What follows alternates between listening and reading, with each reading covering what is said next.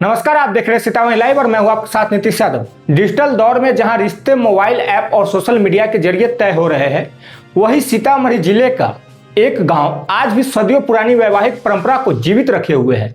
Soupy प्रखंड का ससौला गांव आज भी मिथिला की गौरवशाली पंजी व्यवस्था और ऐतिहासिक ससौला सभा के लिए जाना जाता है।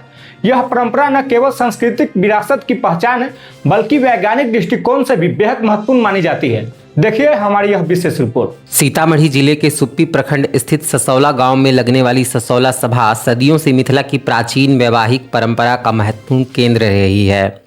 मधुबनी की प्रसिद्ध स्वराट सभा की तर्ज पर आयोजित इस खुले मंच पर परिवार अपने बेटे बेटियों के लिए योग्य जीवन साथी की तलाश करते हैं।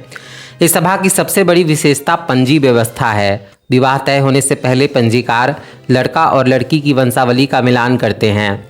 पितृपक्ष की 7 पीढ़ियों और मातृपक्ष की 5 पीढ़ियों के रक्त संबंधों की जांच की जाती है, ताकि निकट संबंधियों के बीच विवाह न हो।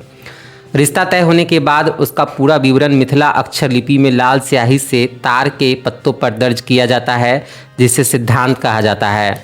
मैथिल ब्राह्मणों की पूरी पांडुलिपि संरक्षित है और हर साल इसमें संख्या बढ़ती जाती है। जितने लोग पंजीयन कराते हैं उन लोगों की संख्या तो बढ़ेगी। इतिहासकारों के अनुसार 14वीं शताब्दी में कर्नाट वंश के राजा हरि सिंह देव ने इस व्यवस्था की शुरुआत की थी। इसका उद्देश्य वंशावली का संरक्षण और सामाजिक तथा वैज्ञानिक दृष्टि से स्वास्थ्य वैवाहिक परंपरा को बनाए रखना था। ये प्रथा बड़ नीक छलै, जैसे आज समाज के जे आर्थिक जे क्षति भ रहल छै वहू मौसम में कम रहे, बहुत कम भ गई। विशेषज्ञों का मानना है कि निकट रक्त संबंधों में विवाह से अनुवांशिक बीमारियों का खतरा बढ़ जाता है। ऐसे में सदियों पुरानी यह व्यवस्था आज भी वैज्ञानिक रूप से प्रासंगिक मानी जाती है। तो कोशिश हम लोग की यही होनी चाहिए कि सेम जो फैमिली है उसके अंदर शादियां नहीं होनी चाहिए। जितना दूर होगा उतना अच्छा होगा, क्योंकि जीन जो डिफेक्टेड होगा वो उस समय हम लोगों के लिए वो डोमिनेंट नहीं होगा, रिसेसिव होगा। इस वर्ष ससौला सभा का शुभारंभ सीतामढ़ी के जिलाधिकारी रिची पांडे ने किया।